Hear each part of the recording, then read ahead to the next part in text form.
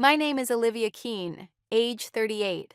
I served 19 years in uniform, 12 of those years in special operations, and the last 3 at the Defense Intelligence Agency. I've dragged the broken, I've held the dying, and I've written more condolence letters than I dare remember. And today, I stood trial, not as a soldier, but as a daughter. In front of the Pentagon chiefs, my father said I was a liability who shamed the uniform and put others at risk. He didn't hesitate, didn't flinch, didn't look at me. He stood in his own Class A uniform, ribbons across his chest, like silent accusations. The same man who once whispered to me as I earned my Ranger tab, "You make our name proud, Olivia." Now, he stood at the heart of the Joint Military Oversight Court, his voice calm, his tone clinical. She endangered the integrity of command. Her record is overstated. Her actions were emotional, impulsive. She cost us more than she ever protected. His words didn't pierce me. They splintered. Because they weren't just attacks. They were revisions. Rewrites of every risk, every breath, every scar I carried. I stood motionless in my own Class A. 3 medals pinned to my chest. But it wasn't the medals that mattered, because when the silence grew too loud, when their narrowed eyes whispered judgment, I did something I never thought I would. I lifted my shirt, just enough, and I showed them the rib scars, shattered, dark, twisting across bone like a signature of pain. They weren't fresh, but they weren't faded. And every man and woman on that panel leaned forward as if pulled by the silence that followed. I looked at them and spoke, just once. From that night in Al Hudaydah province, when I dragged 3 men out under mortar fire, while bleeding, while alone. That's all I said. I didn't cry, didn't shout, and just like that, the silence wasn't mine anymore. It belonged to the institution. My father's case collapsed before he did. He didn't faint, but something in his eyes dropped. Something that once held command gave way to something that looked like regret. And I realized in that moment, scars speak louder than rank. We wore the same uniform, but we sat in opposite seats. Same blood, same flag, different truths. The courtroom lights were cruel, white, and indifferent. They didn't care about honor or betrayal. They just exposed what was hidden. I looked at my father, Major General Walter Keene, decorated, respected, feared in some circles, and I thought, does he still see the little girl who used to oil her boots beside him? Or does he only see a disruption to his legacy? My earliest memory with him wasn't a bedtime story or a birthday gift. It was the day he showed me how to disassemble an M16. I was 10. He said, every part has a function, and if one part fails, the whole system suffers. That's what command means. Today, he applied the same logic, and I was the part that failed. He spoke of risk management, unit cohesion, emotional compromise. He never once mentioned Al Hudaydah, never once mentioned the 3 lives I dragged from that jungle compound. The bleeding, the blackout, the helicopter that landed just in time to find me unconscious, ribs shattered. But the Pentagon chiefs, they had the report. They had the classified footage. And still, the morning of the trial, a redacted summary had leaked to the press. My inbox exploded before I'd even entered the courtroom. Whistleblower or liability? Hero turned rogue? Keene versus Keene. Father testifies against daughter. It was no longer just a tribunal. It was a war of optics, of narratives. And I knew. I wasn't just fighting for my name. I was fighting for every soldier who ever got told they were too much, or not enough. The tribunal room had no windows. But in that moment, I could feel the world watching. And sitting across from my father, I didn't feel small. I felt precise, focused. Because if they were going to call me a liability, they were going to have to look my scars in the eye first. I was raised by a man who believed that feelings were the enemy of strategy. General Walter Keane, my father, was a war planner long before he was a parent. He believed in precision, order, and discipline, not lullabies or heart-to-hearts. When I was 9, he made me memorize the entire NATO phonetic alphabet. By 11, I could field strip a Beretta blindfolded. By 13, I had my first training schedule. No sleepovers, no journals. Emotion clouds judgment, he'd say. Clarity wins wars. But I love the military too, just not the way he did. Where he saw hierarchy, I saw humanity. Where he demanded silence, I learned to listen. He taught me how to fight. I taught myself why we fight. I excelled. Top of my class at West Point. First woman in my battalion to lead a night extraction in hostile terrain. My name was becoming known. And so was his again. He saw me as an extension of his legacy. Another Keene in the War College records. Another star pinned through family veins. When the Strategic Operations Post in Washington opened a slot, he pulled every quiet string to place me there. It was a promotion most soldiers waited decades to earn. High-level clearance, influence, power, a stepping stone to Pentagon command. But I said no. I didn't want to be a chess piece in a room of predictable men. Didn't want to win wars on paper. Didn't want to be the daughter who played the part, while he orchestrated the play. And I told him that, directly, calmly, respectfully. I want to serve on the ground, not on the carpet, I said. His silence afterward was longer than any monologue he ever gave me. He never forgave me for it. He didn't yell, didn't argue, he just pulled back. From that day on, every call got shorter, every nod colder. He stopped, asking where I was stationed. Stopped mentioning my name when he briefed command. To the world, we were both decorated officers. But in private, we were estranged at attention. I used to think I'd feel regret, that turning down the opportunity would haunt me. But what haunted me more was the look in his eyes. Not disappointment, but betrayal, as if I'd stolen something sacred. I didn't reject the seat to spite him. I did it to be myself, to be more than a symbol on his resume. But my father didn't want a daughter who thought for herself. He wanted a soldier who followed orders, even when they weren't spoken. We were wheels up at 0400, 9 of us, strapped into the back of a Blackhawk, flying toward Ratanakiri with the kind of silence that only comes before something you can't quite name. I was the mission lead, tasked with extracting a civilian engineer being held near the border. My orders were clear. My gut wasn't. Ratanakiri isn't as secure as they're telling you, our liaison whispered before we boarded. He had the look of a man who had seen enough to know when to keep his voice low. I nodded but said nothing. The map said it was fine. Command said it was fine. I'd been trained my whole life to follow the chain of command. But I'd also been trained to listen to the terrain, even when the map said no. Before boarding, I unclipped the micro backup recorder from my personal kit and slipped it into my comm rig. The device was barely the size of my thumb and could mirror every audio feed from our radios. I knew even then what I would do with the data. If we made it back alive, it would not stay on me. It would not stay in any official military drive. I would hide it where no one would think to look, somewhere so ordinary that even a general would overlook it. I had already chosen the place. Behind the photo frame I kept in my apartment, the one of my team during training for Viper Echo. It was the only photo I'd never taken down, even when I was angry at the world. As the Black Hawk shuddered in the wind, I repeated the same phrase I'd been taught since childhood. Every detail must be accountable. The flight was short, too short. When we landed, the jungle swallowed us. Ratanakiri was green, damp, and alive with sounds that didn't belong. Eyes up! Move clean, I ordered, my voice even. We advanced in formation, weapons raised, the thick canopy closing over us.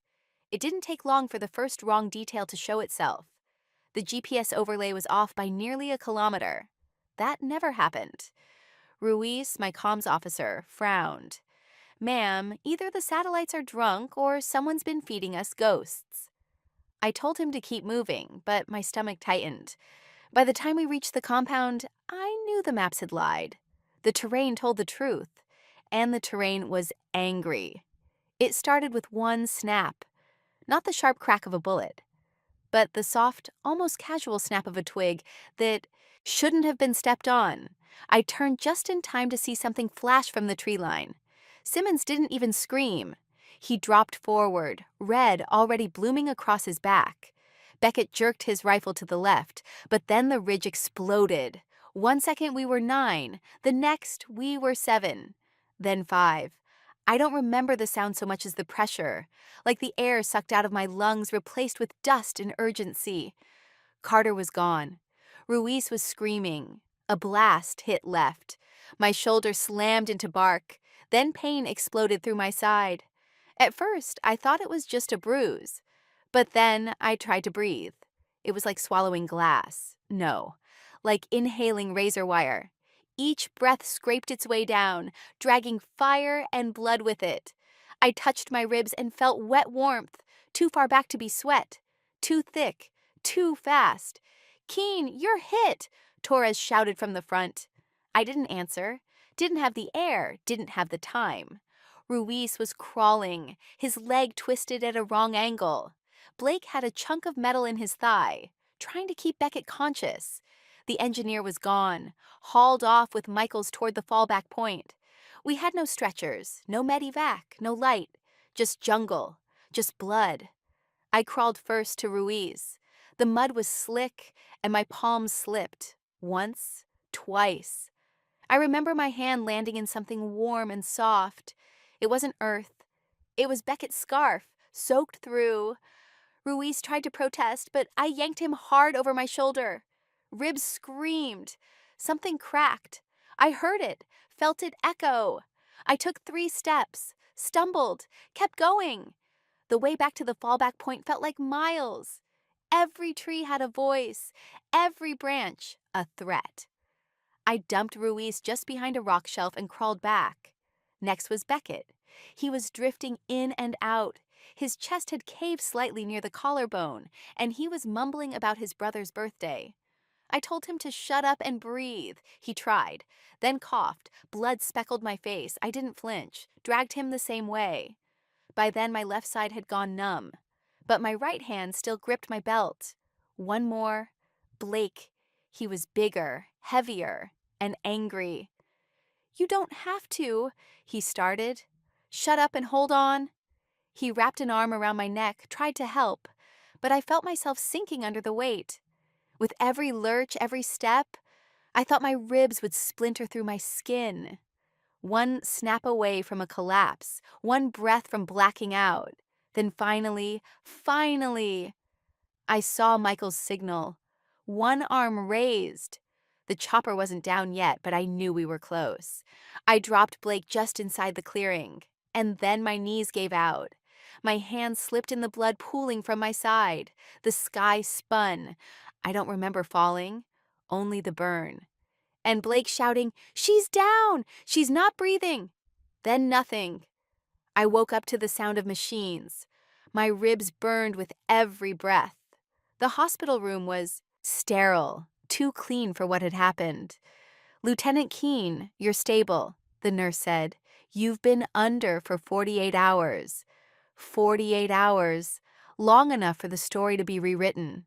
I reached for the tablet on the bedside table. The preliminary internal investigation was already circulating. It was clean, too clean. No mention of the distress signal I'd sent when the ambush started. No mention of how our maps had shifted. Just a line that read, "Mission compromised due to emotional decision-making by lead officer." I checked the secure servers. The distress call was gone, wiped like it had never existed. And then I saw the signature on the authorization form. Walter Keene, my father. My throat tightened. He hadn't just signed off on the shortened report. He had validated it. I closed my eyes, the pain in my ribs sharp and raw, but I knew one thing, I still had my copy. The micro backup I'd hidden the night we returned was safe. No one knew where it was. No one would ever think to look inside the photo frame in my apartment, the one of Viper Echo's last training day, when we'd been young enough to think nothing could touch us. I could picture it clearly. The photo of Ruiz, Beckett, Blake, and me laughing as someone tried to teach me to drink their terrible homemade whiskey. I'd taken the frame down after the ambush. Couldn't stand to look at it. But I hadn't thrown it away. And that's where I'd hidden the backup. I didn't know how long it would take, but I would use it. Not for revenge, for truth. Because if I let them erase us, it would be like none of us had ever been there at all. They didn't need to say my name. The headline did it for them. Emotionally compromised female officer blamed for tactical loss. It was published first in a quiet corner of the Defense Press Network. A leak, they said. Nothing official, but it spread like blood on dry linen. Fast, irreversible. The article didn't quote me. It didn't quote my team. But it had just enough detail to identify me without ever using the word Olivia. It spoke of a female captain, recently returned from Cambodia, whose field decision jeopardized the integrity of the unit and resulted in 2 unnecessary fatalities and 3 life-altering injuries. My face wasn't shown, but my silhouette was. The photo had been taken mid-extraction, me hauling Blake across uneven terrain, face clenched, body bent, soaked in blood. The caption read, "Sentiment in combat, a cautionary tale." I read it alone in my hospital room. No one knocked that day. By noon, the Army's main press office hadn't issued a denial. By nightfall, a talk show on Channel 7 was already using my image as a backdrop to a monologue about women breaking down under pressure in elite roles. One retired colonel even chuckled. You don't send someone into fire if they're more worried about emotions than orders. He didn't know I'd followed. The damn orders. He didn't know I'd planned for the backup mic. He didn't know those men would be dead without the decisions I made. The next day, someone had cut a video together. Audio from an old training simulation layered over the real footage from Operation Viper Echo. My posture, my pace, the moment my knees gave out under Blake's weight, it was all twisted into a narrative of incompetence. The comments were worse. She should have stayed home. This is what happens when you promote based on gender. Liability in uniform. I thought about Beckett's voice when he begged me not to leave him. I thought about the color Ruiz turned before I got the tourniquet on. I thought about Blake, who still hadn't woken up. And then I saw the official website of the U.S. Army. There, right under the rotating header banners, was a Q&A section. One entry had been updated. Was there a command error during Operation Viper Echo? The matter is under internal review. Protocols regarding emotional readiness are under assessment for all leadership roles moving forward. No denial, no defense, just a convenient framing. The issue wasn't tactical, it was emotional. They were rewriting the story before I could finish healing. Even my inbox changed. One message, from a lieutenant I trained 3 years ago, simply read, "They're saying you cracked." Is that true? No greeting, no signature, just a question that pierced deeper than the shrapnel. And somewhere in that week, I stopped checking the news. But not before I noticed one small detail in that original article. The unnamed senior source who confirmed the incident. It didn't list him, but it used a phrase only one person ever used in my presence. Tactical command requires detachment. Sentiment is insubordination. My father. He hadn't just erased me. He'd rebranded me. And now the world believed him. I still remember the carpet in his office. Government gray, worn smooth in the corners. The color of resignation.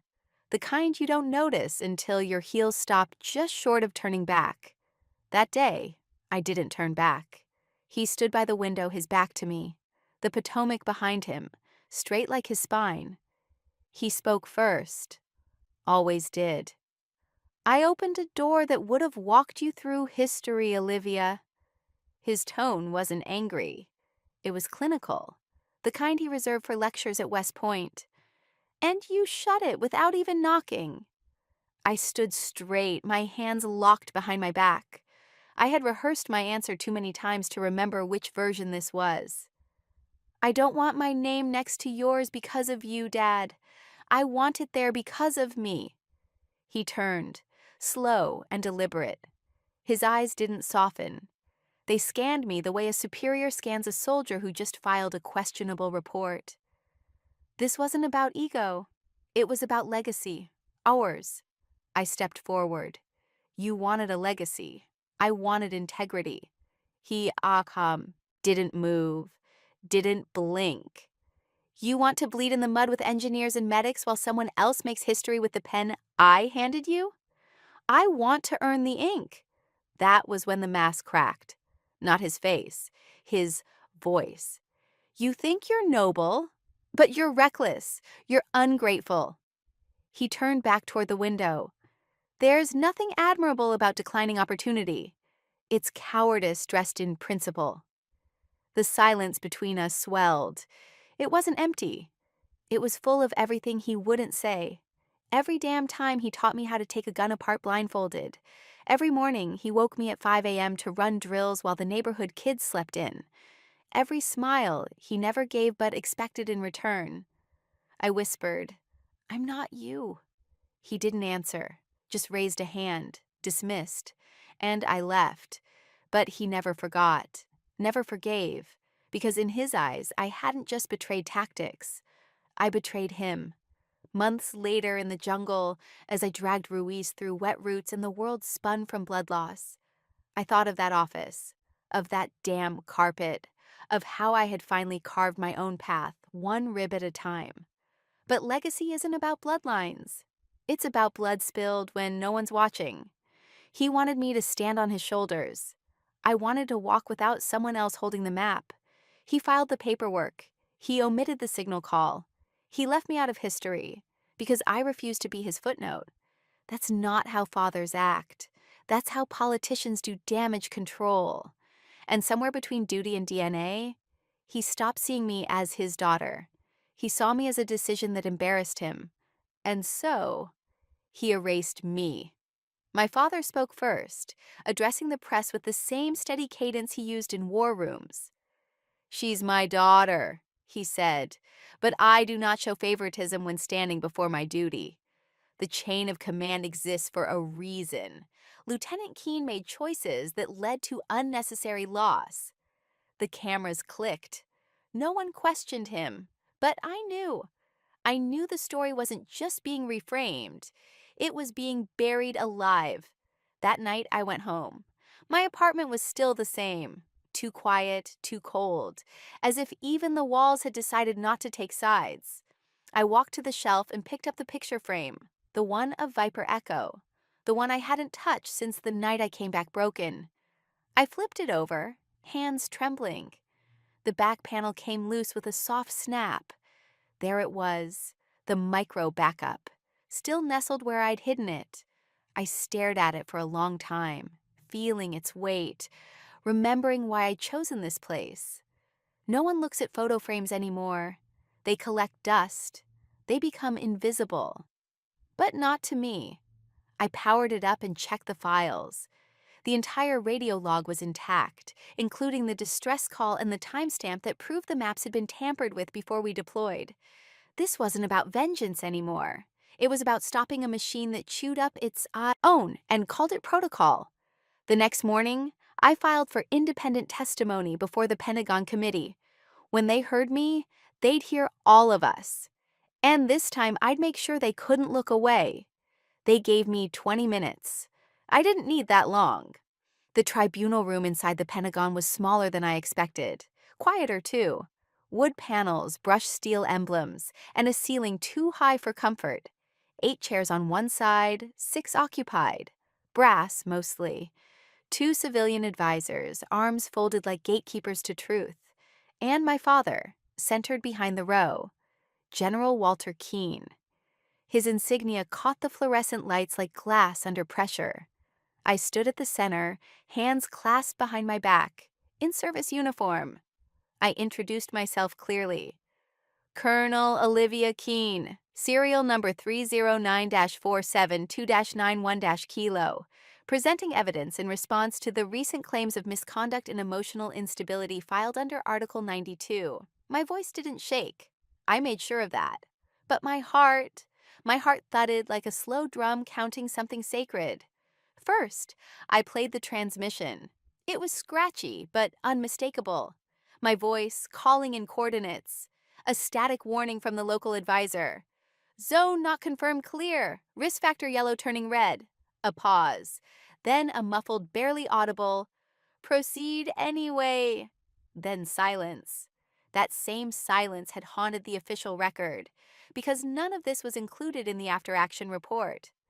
I didn't look at my father as I pressed the next button, but I knew he heard it, because when I glanced across the room, I saw one of the Joint Chiefs lean back, arms dropping from their usual stiff cross. They weren't supposed to speak, but one of them, an older general with gray streaks running through his brows like war medals unpolished, whispered, "That line was red." They walked her into red. I stepped back, and then I did what no soldier ever trains for. I removed my jacket, slowly, hands precise, deliberate, no drama, no shaking. Then I lifted the front of my white undershirt just enough. 3 scars curved under my ribs like lightning trapped in the body. One long diagonal gash from a fragmentation shard. One jagged tear where the bone cracked and pierced through. One circular puncture where metal met tissue and didn't ask permission. The room didn't breathe. A pen dropped. Someone shifted. A throat cleared and then silenced itself. I lowered my shirt and rebuttoned the jacket with the same dignity I'd carried men across the jungle floor with. Beckett, Ruiz, Blake. And then I said it, not for sympathy, not for shock, but for justice. These scars are not the sign of a failure. They are the receipt of a promise fulfilled. I didn't abandon my men. I didn't collapse under pressure. I bled and kept dragging until none of them were left behind. My father didn't blink, didn't speak, but something shifted. His left hand opened slightly, fingers no longer clenched. He looked not at me, but through me, and in that gaze, I couldn't read shame, or regret, or pride, only something unsteady. Maybe it was memory, or maybe, just maybe, it was the first time he saw me not as a symbol of disappointment, but as what I had always been, a soldier who didn't comply, but never retreated. You'd think the silence in that tribunal room was the climax. It wasn't. It was just the match struck inside a closed hallway soaked in vapor. The day after I showed my scars, after I dropped the jacket, the truth, and everything I had left, Washington did what Washington always does. It whispered, loudly. At first, it came as backdoor nods. A captain I didn't know saluted me in the parking structure and said, "For what it's worth, ma'am, I would have done the same." A lieutenant colonel left a sealed note in my mailbox with only 4 words scribbled, "Maps aren't always right." Then came the leaks. Not from my end, but from theirs. The tribunal records, the redacted testimonies, the footage of my presentation. All of it began surfacing in military forums, leadership blogs, defense podcasts. Cable networks ran with it in their own way. One anchor called it a necessary conversation about emotion and ethics in modern warfare. Another wasn't so kind. They aired a panel of retired officers debating whether Colonel Olivia Keene had undermined chain of command by using battlefield discretion. My name started trending alongside words like mutiny, heroism, and worse, agenda. The Pentagon didn't issue a full statement. They rarely do. But the corridors had a rhythm. I could feel it on the way to the coffee stand near Corridor 6B. People stopped talking when I walked by, or they talked louder, hoping I'd hear. She disobeyed protocol, though, didn't she? I heard her scars were self-inflicted, like a dramatization. She dragged them out alone while bleeding. That's not a breakdown. That's leadership. It wasn't a conversation. It was a duel with fog. And somewhere in the mix, I saw my father's name appear. Again. A military ethics think tank posted a blog titled Keen versus Keen, when family loyalty disrupts structural integrity. They painted him as the bastion of rules, the unmoved general guarding the temple of discipline. They painted me as a ripple, a soft force trying to redraw the lines with sentiment. What they didn't paint, what none of them seemed to understand, was that my decision wasn't about heart over head. It was about instinct trained over years. It was about terrain over policy. It was about not watching 3 men die because the order said, wait. But the questions kept coming. Could the military afford to elevate someone who, even for good reason, broke chain of command? Could they afford not to? Was I the exception, or the beginning of a dangerous new precedent? Every step I took down the Pentagon halls felt like a test, not of loyalty, of worth. Not one room asked me what it felt like to pull Ruiz back while screaming through broken ribs. Not one asked what it meant to lose 2 men because we waited too long for clearance. They didn't ask what it took to silence pain so you could hear direction.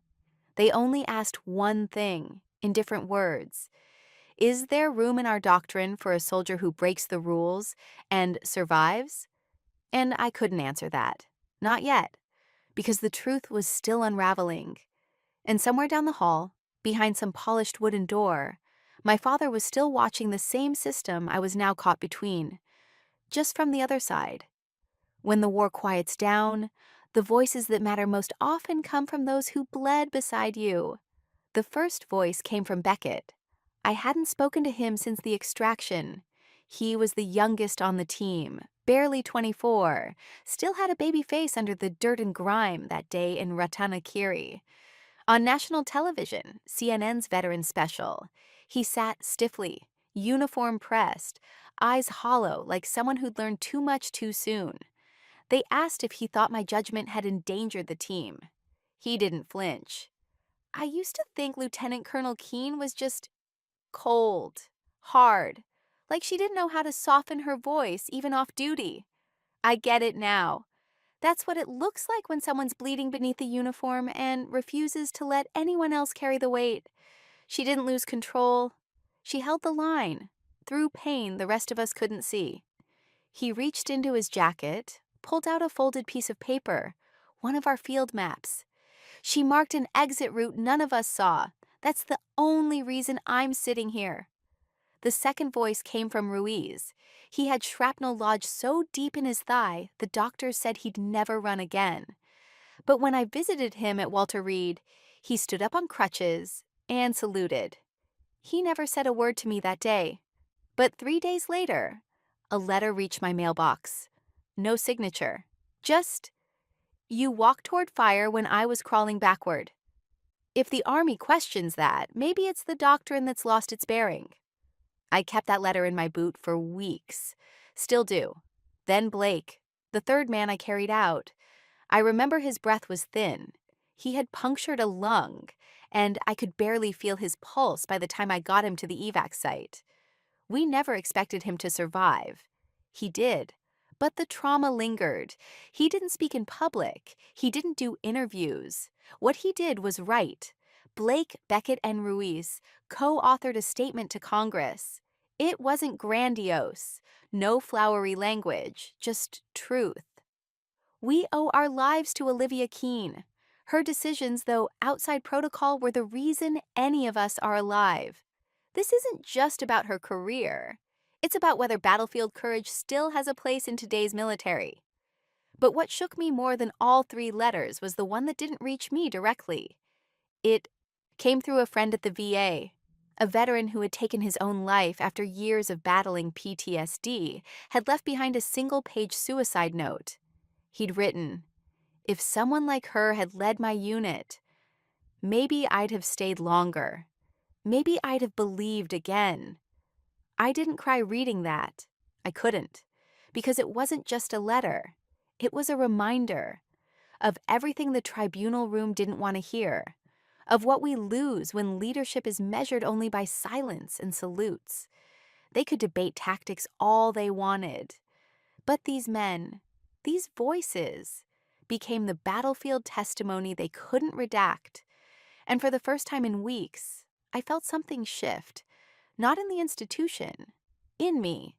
I didn't even remember saying it, not until a clip resurfaced, grainy footage from 6 years ago, during our academy graduation. My voice was younger, less certain, but the words were mine.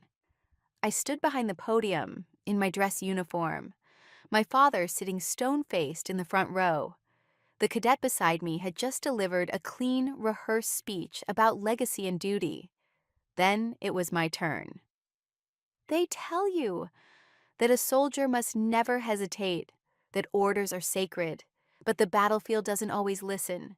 If anyone in my unit falls, I'll drag them out, whether it's by command or against it, even if I break doing it. It wasn't a declaration. It was a promise, one I had nearly died to keep.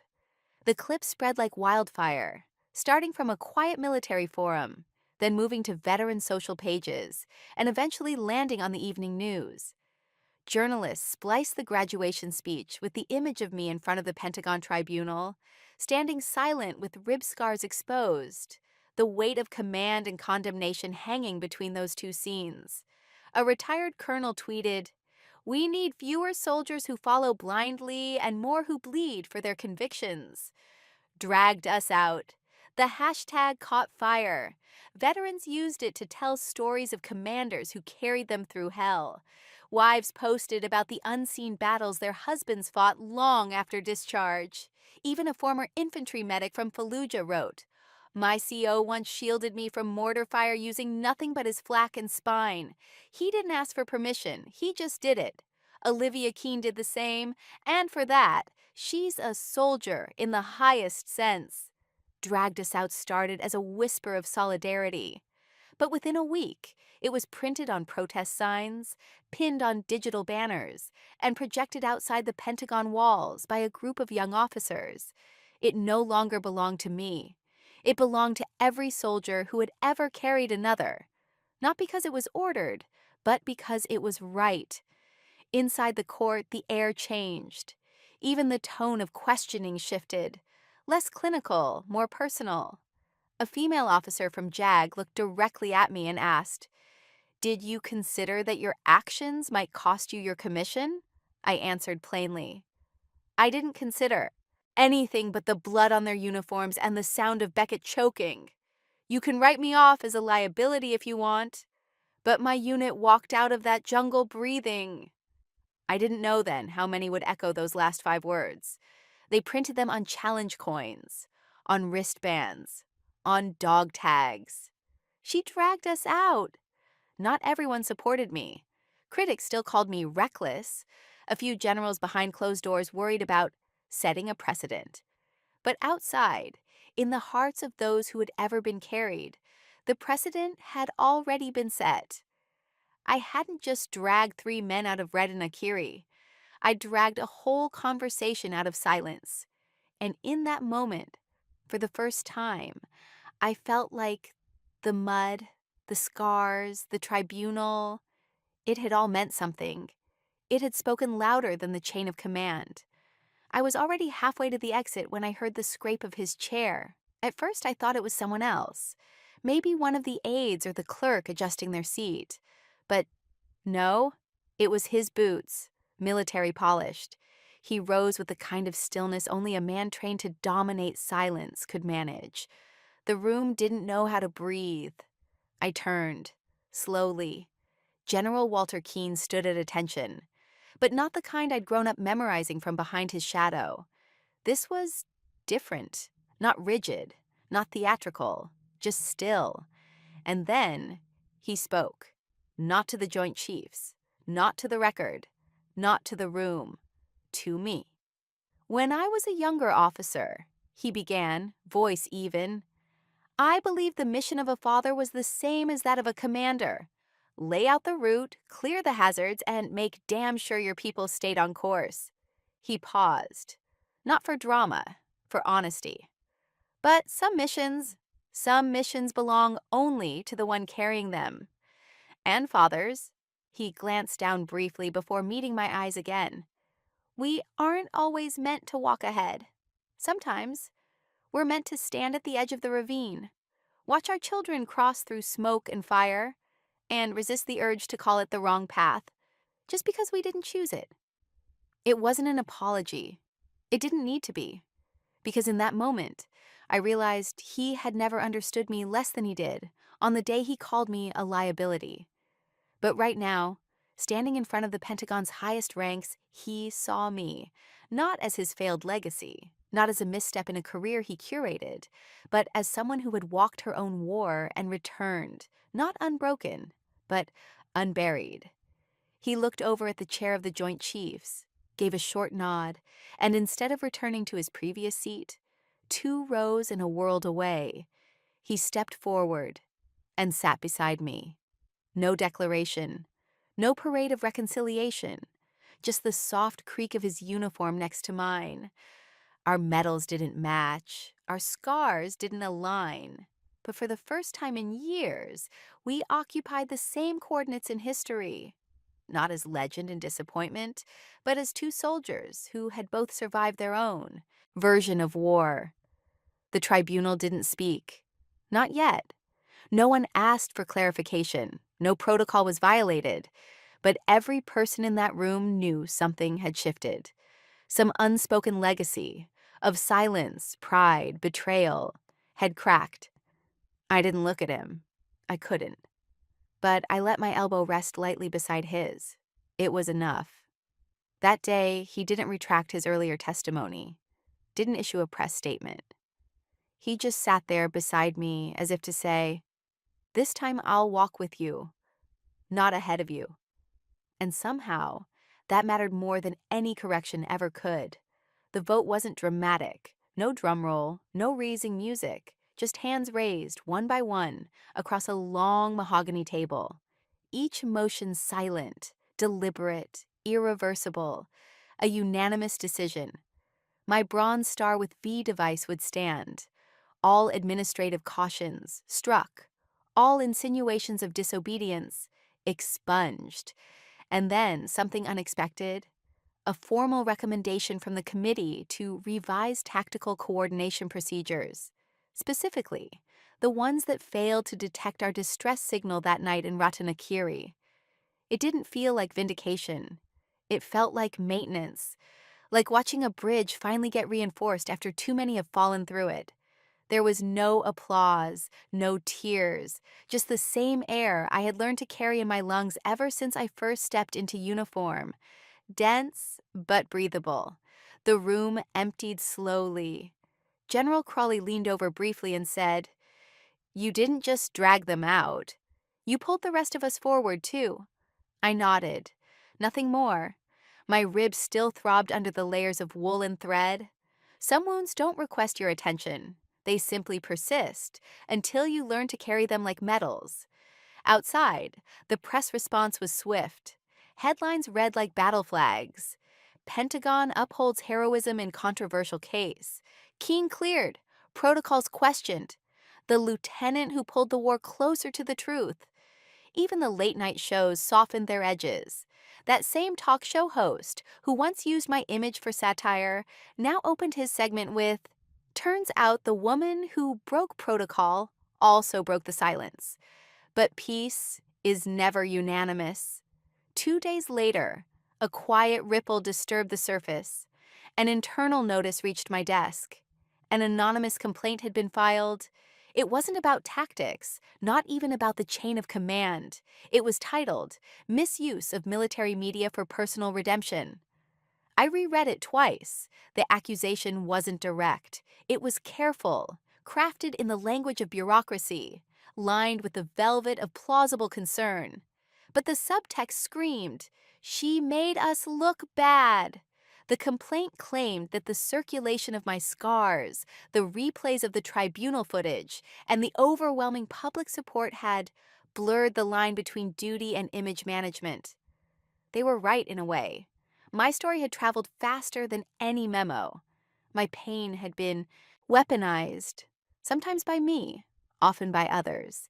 But it wasn't image I had sought. It was oxygen. It was clarity. It was the space to breathe inside my own uniform again.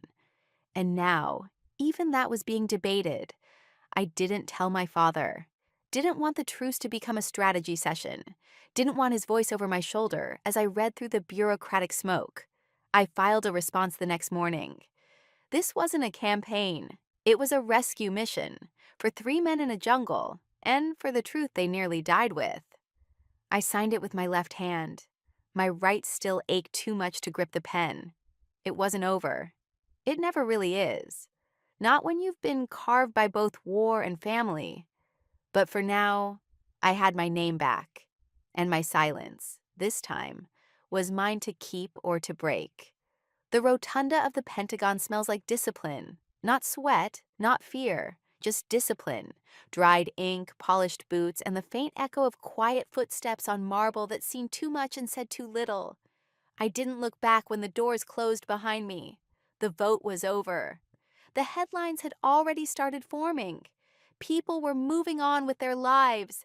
The institution had absorbed the blow and already started repairing its surface. But I wasn't walking away from a hearing.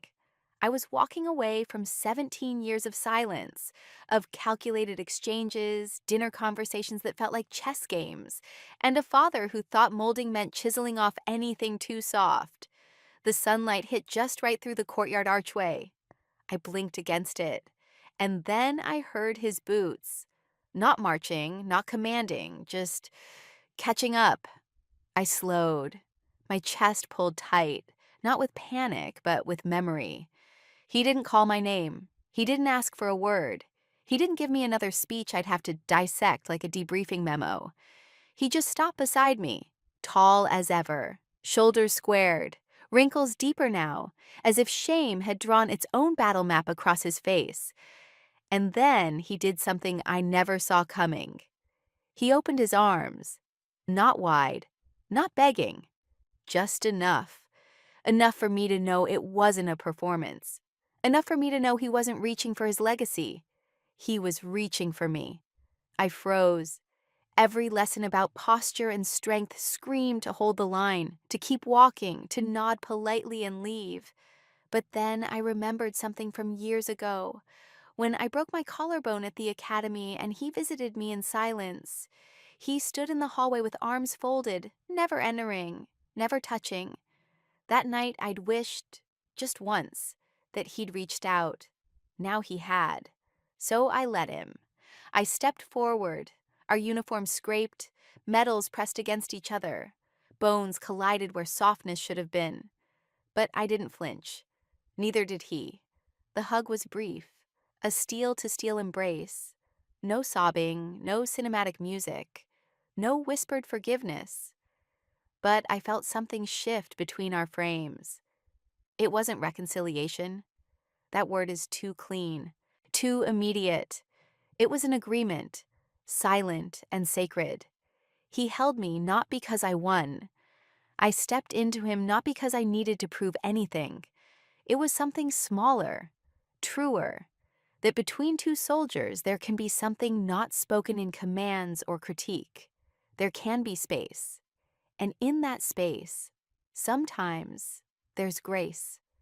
When he let go, he didn't look at me like a subordinate, or a disappointment, or even a daughter. He looked at me like someone who finally saw the whole picture and still stayed in the frame. He gave a slow nod, almost imperceptible. I didn't return it, but I didn't walk away either. We stood for a breath longer than protocol would allow.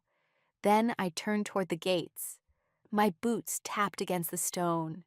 Behind me, his didn't follow.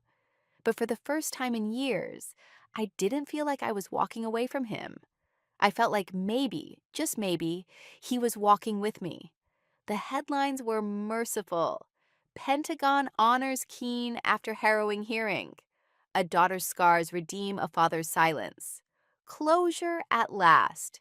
Closure. That word kept echoing through interviews, talk shows, even the late-night anchors who usually filled silence with sarcasm.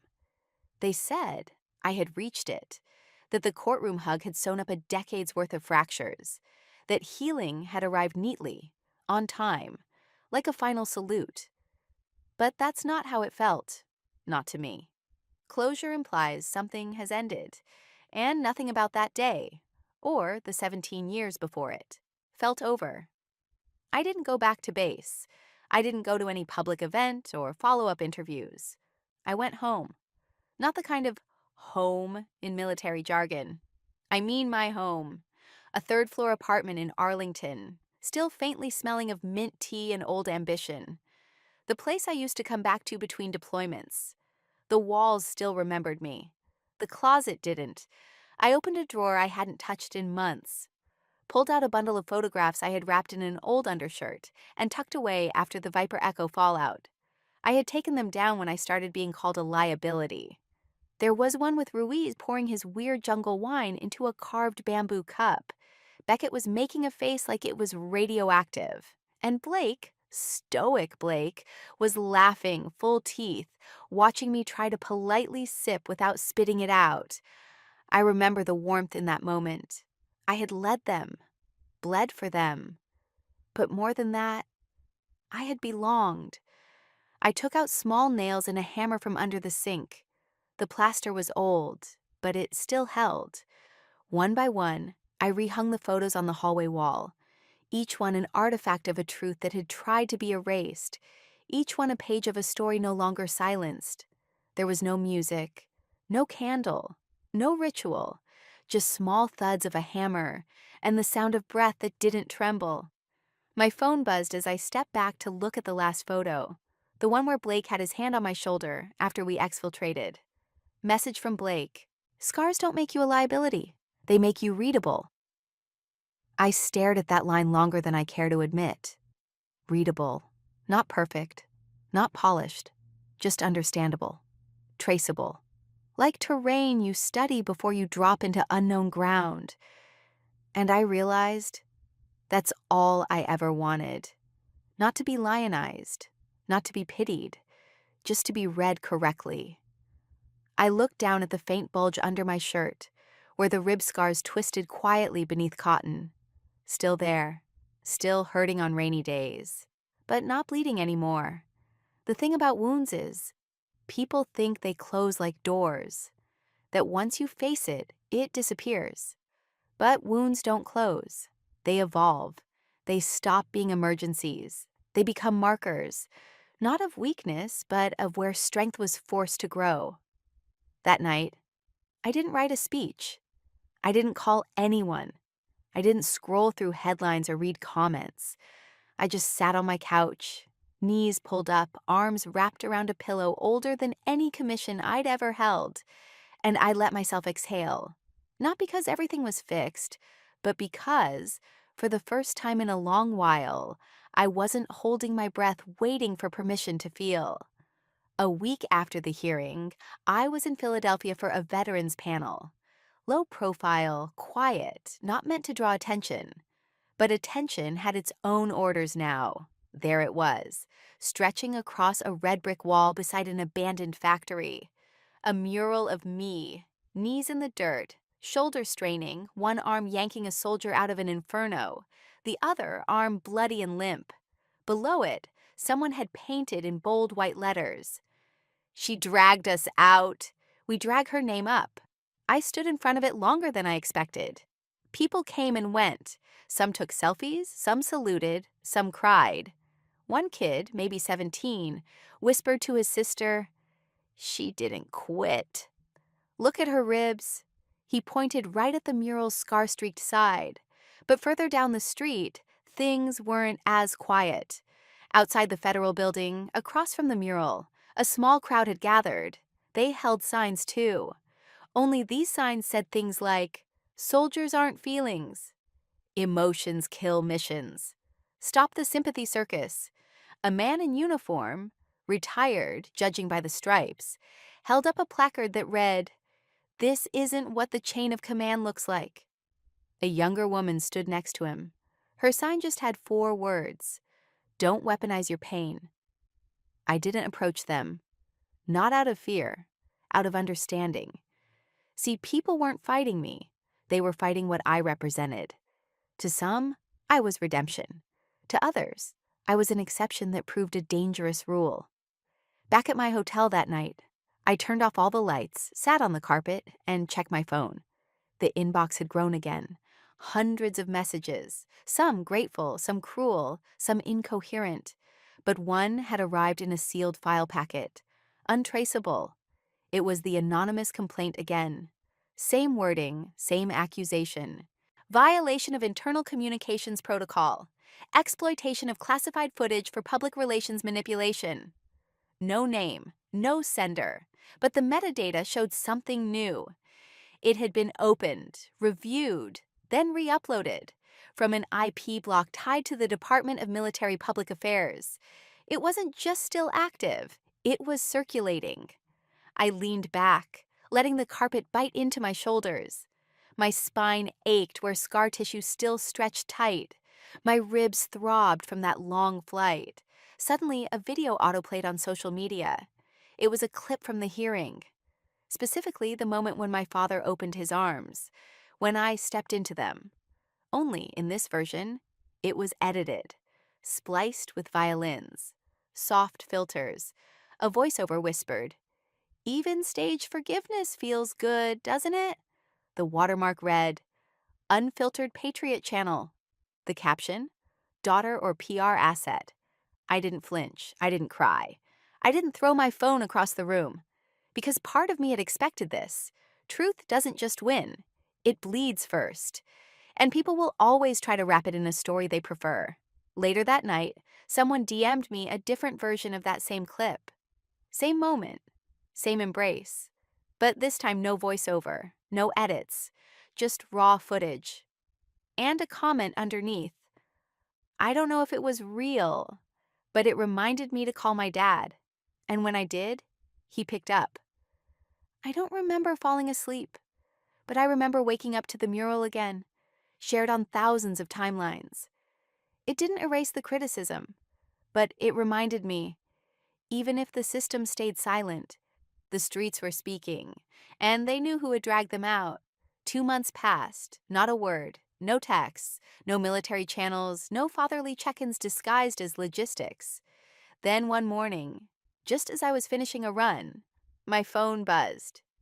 Dinner, Thursday, 1900 hours. Tony's on 8th. No signature, no emoji. But I didn't need one. Tony's was the old diner near the academy. A hole-in-the-wall place cadets went when they couldn't stand the mess hall anymore. Greasy, loud, no protocol. I'd taken my boots off there more times than I could count. It was the first place I ever told him I wanted to be in uniform. But not in his shadow. When I walked in, he was already at the corner booth. Same table we used to sit at. His posture was straight as ever. Shoulders drawn back. Chin set like he was still in uniform. But he'd aged. Or maybe I just finally noticed. He didn't hug me. Just nodded. We ordered without small talk. He still liked black coffee with meatloaf. Still hated pickles. Still double-checked the receipt even though Tony's never changed the prices. Halfway through the meal, he set his fork down. Not with a clatter. Just a soft, calculated pause. "I thought I raised a soldier," he said, "but I never asked if you even wanted to be a warrior." I looked at him, still chewing. The words landed, soft, but not empty. There was something unraveling in the way he said "asked," like he knew now that orders couldn't substitute for curiosity. I swallowed. "You don't call me a liability anymore," I said quietly. "That's enough." He didn't answer at first, just stared at the glass of water between us like it held a verdict. Then, finally, he looked up. Not like a general, not like a strategist calculating his next PR move, just like a father, one who had finally found the courage to remove his own armor. "You remember when you broke your arm? 9 years old, monkey bars." I blinked. "You didn't cry," he said. "Not even when they popped it back in at the clinic." He paused, and for a moment I thought he might laugh, but he didn't. "I thought it meant you were strong, born for this life, but now I realize..." He tapped the table gently with one knuckle. It was never about being born for it. You just learned early how to bleed quietly. The silence afterward wasn't awkward. It was holy, like a ceasefire that neither side wanted to end. I poured us both more tea. Neither of us touched it. We didn't speak for a while, but something had shifted. Not fixed, not erased, but shifted. When the check came, I paid it. He didn't fight me. Outside, the evening had turned cold. He offered me his coat out of reflex. I refused it out of principle. Next time, he said, adjusting his scarf, we go somewhere with better chairs. You picked it, I said. Didn't say I was smart, just stubborn. It was the closest thing we had to a joke. We stood there for a moment under the flickering street lamp. Two people with too much history to hug casually and too much love to pretend that history hadn't hurt. Finally, he reached out. Not for a salute, not for a handshake, but just to fix the tag on the inside of my collar. He nodded once. See you soon, Lieutenant. Olivia, I corrected. He smiled then, a small one. Real. See you soon, Olivia. On the way home, I didn't cry, but I thought of that broken arm, the clinic, and how he held my hand even when I swore I didn't need him to. And for the first time in a long time, I let that memory be enough. When the official offer letter arrived, from the academy itself no less, it was typed on crisp stationery, signed by 3 decorated generals, and wrapped in gold-trimmed protocol. They wanted me to teach strategy, to mold the next generation of military minds, to become the face of modern resilience, as one line put it. I stared at it for a while, and then I declined. Not out of anger, not even defiance, just clarity. The truth was, I didn't want to replicate a system still struggling to hear its own echoes. I didn't want to stand behind a lectern and teach cadets how to win wars when we hadn't even learned how to heal from them. Instead, I accepted a different call, one that came without medals or uniforms. A nonprofit reached out. They worked with veterans transitioning out of active duty, especially those with PTSD, dishonorable discharges, or the ones who simply fell through the cracks of silence. I became a field advisor. No press, no podium, just circle rooms and stories. One afternoon, I led a session in a repurposed gym in El Paso. We'd stripped the walls of mirrors, too many ghosts, and sat in folding chairs. No ranks, no judgment, just presence. I was telling a story, not about strategy but survival, when I noticed him. Blake. He sat at the very back, hat low, sleeves rolled up just enough to reveal the faded outline of a scar I knew well. His leg bounced slightly. Not nerves, just memory. After the session, he waited. When everyone had gone, he walked up and asked, "Did you ever forgive him?" I didn't ask who him was. We both knew. I took a moment before answering. Number, but I stopped needing to judge him.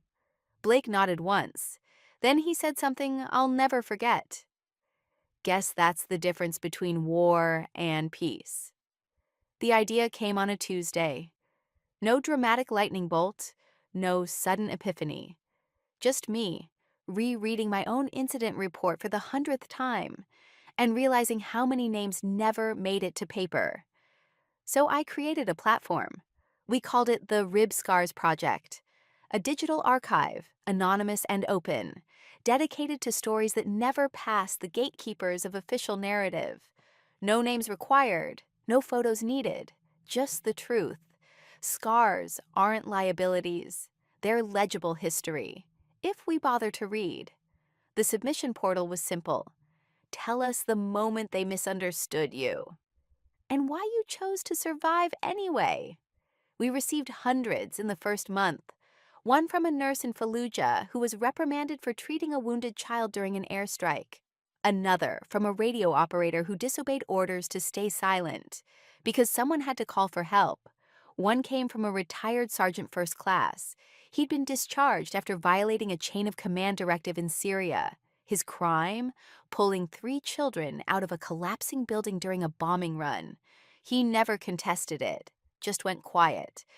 But in his letter he wrote, "I thought I was wrong for so long. Then I found your project. Thank you for reminding me I wasn't crazy for believing in decency." That sentence stayed with me. Not crazy for believing in decency. That's what the Rib Scars Project became. Not a protest. A ledger. For every quiet act of courage they tried to redact. 2 years later, I arrived at the hospital too late. The machines had already been turned off. My father was gone. On the table beside his bed was an envelope with my name in his handwriting. I opened it in the hallway, my hands steady in a way they hadn't been in years. The letter inside was short. "You didn't make me proud the way I imagined. You made me proud in ways I never dared dream." Behind it was a plastic sleeve, empty, and a note written on the back. "6 months ago, I retrieved the micro backup you hid behind the photo frame. I sent it anonymously to the committee. I knew you'd never trust my voice again, but I hoped you'd trust the proof." I pressed the paper against my chest. He hadn't saved me with words. He hadn't stood up in front of the cameras, but he had chosen to do the one thing that mattered. He had made sure the truth lived, and that was enough. I walked out of the hospital into the sunlight, the letter still in my hand. It wasn't forgiveness, but it was the closest thing either of us would ever get. And for the first time in a long time, my scars didn't feel quite as heavy. If you've ever been called too emotional for caring, too fragile for speaking up, too soft for stepping out of formation to lift someone back to their feet, then this story was always for you. If your father once turned his back because you chose not to walk a path paved for you, but carved your own through thorns and silence instead, you are not alone. I didn't share my scars to make a point. I shared them because they were never meant to be hidden. They are not shame.